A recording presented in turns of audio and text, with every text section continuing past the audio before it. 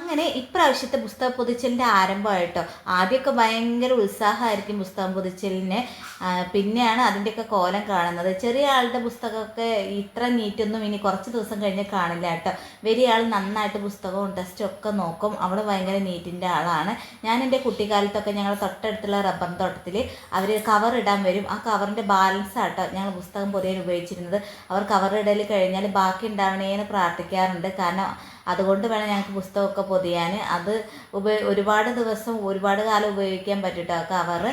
അപ്പോൾ ഈ കവറിനേക്കാളും എനിക്കിഷ്ടം ഈ കാണിക്കുന്ന കവറാണ് കേട്ടോ. പക്ഷേ ഒന്നും കൂടി നല്ലത് ക്വാളിറ്റി ഇതാണെന്നുള്ളതുകൊണ്ടാണ് അവർക്ക് ഈ പൊതി വാങ്ങിച്ചിട്ടുള്ളത്.